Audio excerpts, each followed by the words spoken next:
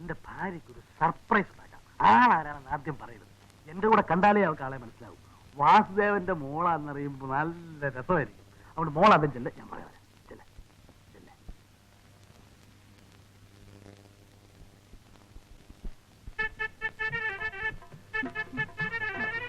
കർത്തവ്യമേനല്ലേ പേര്? ആരാ? മോളെവിടെ? മീനു. മനസ്സിലായില്ലല്ലോ. ഞാൻ ആരാണെന്ന് ഒടുവിലേ പറയൂ. അമ്മയ്ക്ക് മീനു എന്നൊരു മോളില്ലേ? മീനു എവിടെ? മോളെ മീനു, ദാ വരുന്നു അമ്മേ.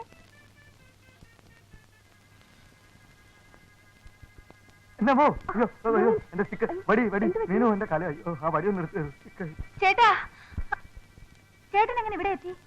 കുട്ടിയുടെ ചേട്ടനാ? ആരാ അമ്മേ? ആരോ എന്റെ പേര് വിളിക്കുന്നല്ലോ. ആരാണ് സ്ത്രീ? വെറുതെ കളിയാക്കല്ലേ. അന്ധന്മാർക്ക് കണ്ണടയും മടിയും കൊടുക്കാനാണെന്ന് പറഞ്ഞ് ഇങ്ങോട്ടാണോ പോകുന്നത്? എന്നോടാണോ ആ സ്ത്രീ സംസാരിക്കുന്നത്? ആരോടാ ഞാൻ സംസാരിക്കേണ്ടത്? എനിക്കൊന്നും മനസ്സിലാകുന്നില്ല. ചിലപ്പോ ആ സ്ത്രീക്ക് ആള് മാറിപ്പോയതായിരിക്കും, അല്ലെങ്കിൽ മാനസികമായ എന്തെങ്കിലും തകരാറായിരിക്കും. ചേട്ടാ, വെറുതെ തമാശയായി വിചാരിക്കില്ലേ കേട്ടോ. ഏതോ സ്ത്രീ എന്നെ തുടങ്ങി. അമ്മ ഏത് ഇതവരെ പുറത്തേക്ക് വെച്ചു? എന്റെ മുഖത്ത് നോക്കി പറയൂ, ഞാൻ ഗോവിന്ദേട്ടന്റെ ആരുമല്ലെന്ന്. കാഴ്ചശക്തിയില്ലാത്ത ഞാൻ എങ്ങനെ നിങ്ങളെ കാണാനാണ്? എന്റെ കണ്ണു എടുത്ത് പ്ലീസ്. എന്നു മുതലാ ഗോവിന്ദേട്ടന്റെ കാഴ്ച പോയത്? ആരെ കബളിപ്പിക്കാൻ വേണ്ടിയാണ് ഈ നാടകം? മീനു, ഇവർ പോകുന്നില്ലെങ്കിൽ ഞാൻ പോകാം. മനുഷ്യനെ ഇങ്ങനെ സ്വയം കെടുത്തിയാൽ? വേണ്ട, ആരും പോണ്ട. ഞാൻ പോലീസിനെ വിളിക്കാം. വരട്ടെ, പോലീസ് വരട്ടെ. ഈ കള്ളക്കളി എന്തിനാണെന്ന് അപ്പൊ മനസ്സിലാവുമല്ലോ. വേണ്ട മീനു, വെറുതെ പോലീസിനെ ബുദ്ധിമുട്ടിക്കണ്ട. നീ വിളിക്കേ, രണ്ടെണ്ണത്തിനും പിടിച്ചാത്താക്കാം. പറയടാ പറയടാ. എനിക്ക് എനിക്ക് എനിക്കറിയില്ല. ഇല്ല. ഗോവിന്ദേട്ടൻ കെട്ടി ഈ താലി തൊട്ട് സത്യം ചെയ്യാമോ? എന്നെ അറിയില്ലെന്ന്. ഞാൻ ഗോവിന്ദേട്ടന്റെ ഭാര്യയല്ലെന്ന്. താലിയോ? ഞാനെന്തിനാ? സത്യം ചെയ്യണോ? അന്യ സ്ത്രീകളുടെ താലിയിലോ ദേഹത്തോ തൊടുന്നത് പാപമല്ലേ? അല്ല, ഗോവിന്ദേട്ടൻ ഈ താലി തൊടാം. സത്യം അറിയാനല്ല, സത്യം ചെയ്യാനാ പറഞ്ഞത്. ശരി, എവിടെ താലി?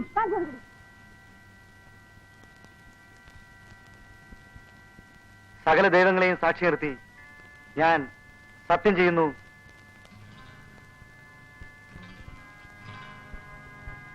ഈ പെൺകുട്ടി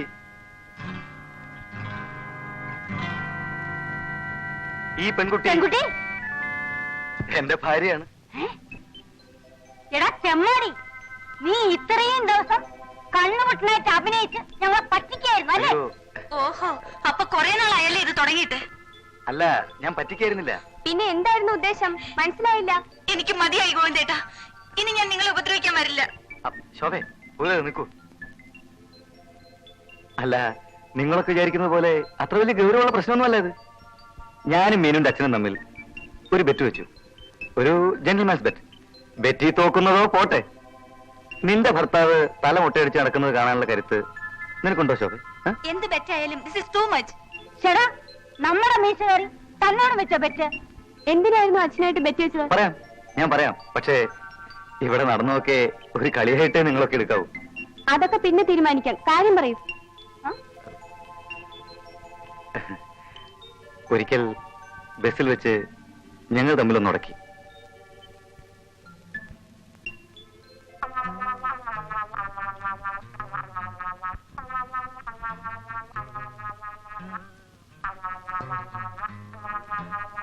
ചേടാ, എന്നാലും നീ പൊട്ടക്കണ്ണന്റെ വേഷം കെട്ടി എന്റെ മോളെ വശീകരിക്കാൻ നോക്കിയല്ലോടാ.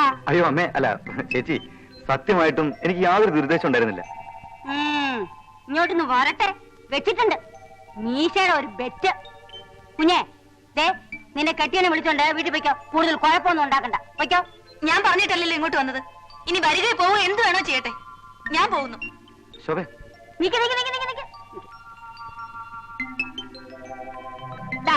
എന്റെ നിന്തിരിവിടെ കൂടെ കൊണ്ടുപോയിക്കോ, പോയിക്കോ. ശോഭേ, ഇവിടെ ഒന്ന് വെച്ചേ.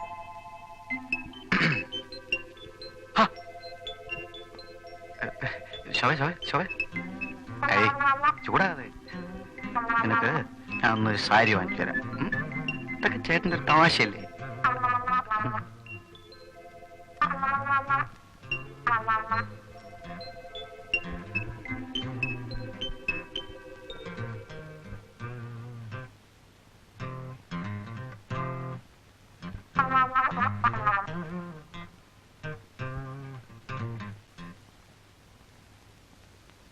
മോളെ,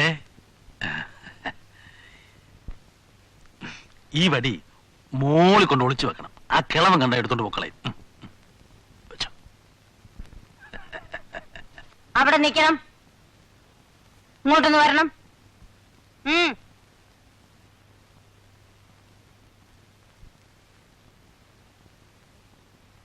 വലിയ ധർമ്മപുത്രാണല്ലേ? ബെറ്റ് വെച്ച് വെച്ച് ഭാര്യയും മകളെയും വരെ ബെറ്റ് വെക്കുക അല്ലേ? എന്താ സരസ്വതി ഈ പറയുന്നത്? മോളെ വടിഞ്ഞതാ. നിങ്ങളെ ഒന്ന് അകത്തേക്ക് വരണം.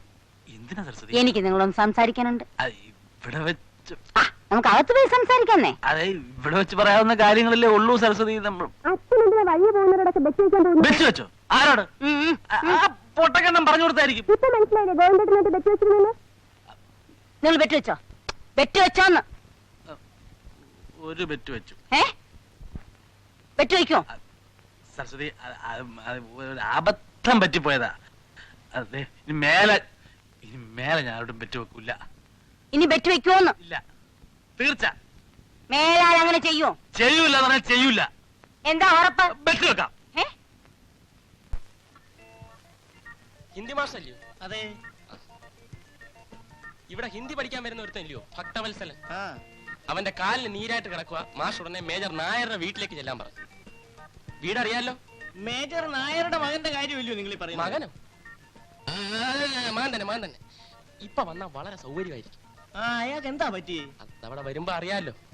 ഞാൻ ഉടനെ വന്നേക്കാം, നിങ്ങൾ അങ്ങോട്ട് പോയിക്കോളൂ. ഉടനെ വരണേ, എക്സാം ഉള്ളതാ. എടാ മകനെ, അവന്റെ ഉദ്ദേശം നമുക്ക് മനസ്സിലായില്ലല്ലോ. അവനെ കണ്ടാ തന്നെ അറിഞ്ഞൂടെ കള്ളൻ. നിങ്ങൾക്ക് അങ്ങനെ തോന്നിട്ട് എന്താ എന്നോട് പറയാത്തത്? നീ ഏർപ്പെടുത്തിയ ഒരാളെ പറ്റി ഞാനാണ് അഭിപ്രായം പറയുന്നത്. അല്ലെങ്കിൽ തന്നെ ഞാൻ പറഞ്ഞിട്ടുള്ള ഏതഭിപ്രായമാണ് സാർ സ്വീകരിച്ചിട്ടുള്ളത്?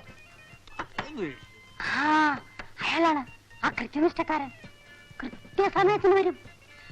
മാസ്റ്റർ അകത്തോട്ട് എങ്ങനെ വിളിച്ചിരുന്നട്ടെ, ആ കാട്ടുകളിൽ എന്താ പറയുന്നത് നമുക്കൊന്ന് അറിയണമല്ലോ. ഞാനും മാറി നിൽക്കാം, എന്നെ വെറുതെ സംശയിക്കണ്ട. നിങ്ങൾ എന്തിനാ പേടിക്കുന്നത്? അവന്റെ അടുത്ത് ബെറ്റ് വെച്ചിട്ടുണ്ടോ? എന്തോന്ന് പറ്റ്? ഞാൻ അവനെ ആദ്യം കാണുന്നതന്നെ ഇവിടെ വെച്ച മാഷ.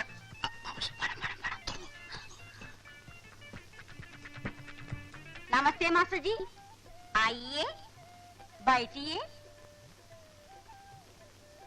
എനിക്ക് നല്ല സുഖമില്ല. ഇന്ന് ക്ലാസ് എടുക്കാൻ കുറച്ച് ബുദ്ധിമുട്ടായിരിക്കും. അതോ അവിടെ ചെന്നപ്പോ ആളെ കണ്ടില്ലേ? ആരെ? അത് പോട്ടെ, സാറിന്റെ വല്യച്ഛൻ എങ്ങനെ ഇരിക്കുന്നു? വല്യച്ഛൻ? ആ ഉത്തർപ്രദേശുകാരൻ വല്യച്ഛൻ. ഓ, ഉത്തർപ്രദേശ് വല്യച്ഛൻ. അദ്ദേഹം മരിച്ചുപോയല്ലോ. അമ്മാവൻ? അമ്മാവൻ.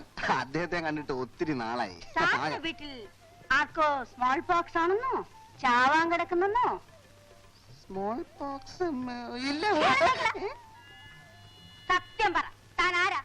എന്തുദ്ദേശിച്ച ഈ വേഷം കെട്ടിവിടെ വന്നത്? മേഡം, എന്ത് പറ്റി? ചോദിച്ചതിന് മറുപടി പറഞ്ഞില്ലേ, ഇപ്പൊ ഞാൻ പോലീസ് പിടിച്ചു കൊടുക്കും. മേഡം, അതിന് ഞാനിവിടെ മോഷ്ടിക്കാൻ വന്നതല്ലോ.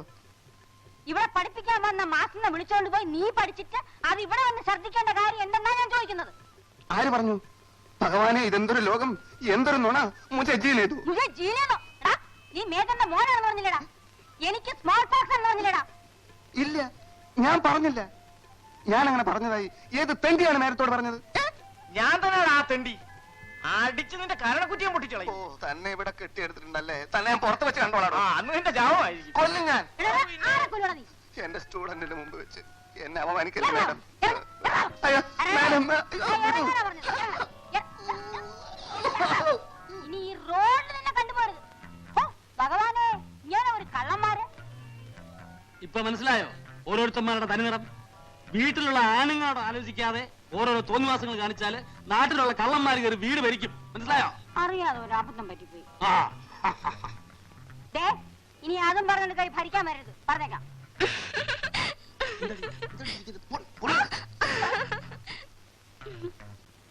ആരെങ്കിലും അവള് പ്രേമിച്ചാ മതിയല്ലോ. സത്യസന്ധനായ ഈ ഗോപിപ്പിള്ള പറയുന്നു അവക്ക് പ്രേമമുണ്ട്. തനിക്ക് ദിവസേന കള്ള് കുടിക്കാനുള്ള അടവാണെങ്കിൽ അത് പറഞ്ഞ പോരെ? ബാച്ചോണ്ട് അത് പറയരുത്. നീ പറഞ്ഞത് എന്ത്? ഞാൻ സത്യസന്ധമാ അന്വേഷിച്ച ശേഷമാ പറഞ്ഞത്. അവക്ക് പ്രേമമുണ്ട്. ആ ദരിദ്രവാസി പരസ്യമായി എന്നെ നടുറോട്ടിൽ വെച്ച് തല്ലി. അവന്റെ ഒരു വശത്തെ മീശ എടുക്കുക എന്നുള്ളത് എന്റെ ഒരു ആവശ്യമാണ്. അങ്ങനെ ഇരിക്കുമ്പോ ഞാൻ കളവ് പറയുമോ എന്റെ പൊന്നണ്ണ? അണ്ണ, അണ്ണന്റെ ജീവിതത്തിൽ കള്ളല്ലാതെ വേറെ എന്തും പറഞ്ഞിട്ടുണ്ടോ എന്റെ അണ്ണ? തന്നണ്ണ അതെ അതെ, ആരുമായിട്ട് അവൾക്ക് പ്രേമം? ഒരു കാളെ വലവലാതിയായിട്ട്. മേജർക്ക് അത് മതി. ആളെ ഞാൻ കാണിച്ചു തരാം. അവനെ കൊണ്ട് എത്രയും പെട്ടെന്ന് അവളെ കല്യാണം കഴിപ്പിക്കാനുള്ള ഏർപ്പാട് ചെയ്താ മതി. അല്ല, നമുക്ക് അല്പം കൂടി മദ്യപിച്ചാലോ? ഒന്നുമില്ല, ഇപ്പൊ കുടിച്ചോടത്തോളം മതി. കാര്യം സക്സസ് ആവുകയാണെങ്കിൽ തനിക്ക് കള്ള് ഷാപ്പിൽ ഒരു ജോലി ഞാൻ വാങ്ങിച്ചു. സ്വാമിയേ, എനിക്കത് മതിയേ. ജോലിയോ? അല്ല, കള്ള് ഷാപ്പ് വാങ്ങിച്ചാ ഒന്ന് മാറുക. നിനക്കൊരു വിചാരമുണ്ട് നീ വലിയൊരു സുന്ദരനാണെന്ന്. എന്താ അല്ലേ? പിന്നെ എടാ, പുരുഷന്റെ സൗന്ദര്യം എന്ന് പറയുന്നത് അവന്റെ പെരുമാറ്റത്തിലുള്ള ഡീസൻസിയാ. അങ്ങനെയുള്ളവരെ മാത്രമേ പെൺകുട്ടികൾ ഇഷ്ടപ്പെടൂ. നിനക്കതില്ല. എന്നെ അവൾക്ക് ഇഷ്ടമായിരുന്നു. എന്താ ഡീസൻസി? ഒരു സത്യം പറഞ്ഞാൽ നീ ഞെട്ടരുത്. നിന്നെ അവൾക്ക് അറപ്പായിരുന്നു. പിന്നെ രണ്ടുപേർക്കും പണ്ടേ നമ്മുടെ സ്വല്പം ചോരുക്കുണ്ടല്ലോ. എന്ത് ചെയ്യാം, ഞാനൊരു സുന്ദരനായിപ്പോയി. അവൾ വീണു വീണില്ല എന്ന വരുവത്തിയായിരുന്നു. രണ്ടുകൂടെ ചേർന്ന് നമുക്കിട്ട് പാര വെച്ചു കളഞ്ഞു. എന്നെ അങ്ങ് വിട്ടാരെ. യഥാർത്ഥ പാര ഏത് ഭാഗത്തു നിന്നാണ് വന്നതെന്ന് എനിക്കറിയാം. മഹത്തായ ഒരു ലക്ഷ്യം നേടാൻ നമ്മൾ പരിശ്രമിച്ചു, നടന്നില്ല. പാര വന്നത് ഏത് ഭാഗത്ത് നിന്നാ കോരെ? ഈ കോരയ്ക്ക് പാര വെച്ചാണ് ആയര. നിങ്ങൾക്കുള്ള പാരയും ആ ഭാഗത്ത് നിന്നാ വന്നിട്ടുള്ളത്. ഉറപ്പാണ്. എടാ, നിന്റെ ഒന്നും തലയിൽ ആള് താമസമില്ലേ? അയാള് കള്ളനാ. എന്നെ അയാള് കുടിപ്പിച്ച് കൊരങ്ങനായി കളഞ്ഞില്ലേ? ഓഹോ, അങ്ങനെയാണെങ്കിൽ നമ്മൾ തീവ്രവാദികളാകേണ്ടി വരും. എന്ന് വെച്ചാൽ ആ മീശക്കഴുവേറിയെ നമ്മൾ ചില അഭ്യാസങ്ങൾ പഠിപ്പിക്കുന്നു. നന്മ ചെയ്യാനല്ലേ ബുദ്ധിമുട്ടുള്ളൂ. ഒത്തുപിടിച്ചാൽ അവൾക്ക് വരുന്ന സകല കല്യാണാലോചനകളും നമുക്ക് മുടക്കാൻ കഴിയും. കൊള്ളാം, നല്ല കാര്യം. അങ്ങനെ ആ കിളവൻ ഗതി മുട്ടുമ്പോൾ മുട്ടുകുത്തും. എന്റെ കാലിൽ കാലേതാണ് നമുക്ക് പിന്നെ തീരുമാനിക്കാം. നമ്മുടെ പഠിത്തം നിർത്തേണ്ടി വന്നാലും ലക്ഷ്യത്തിൽ നിന്ന് പിന്മാറുന്ന പ്രശ്നമേ ഇല്ല. നീ മാറരുത്. ഞാൻ മാറുന്ന പ്രശ്നമേ ഇല്ലെന്ന്. ഓക്കെ. ഓക്കെ.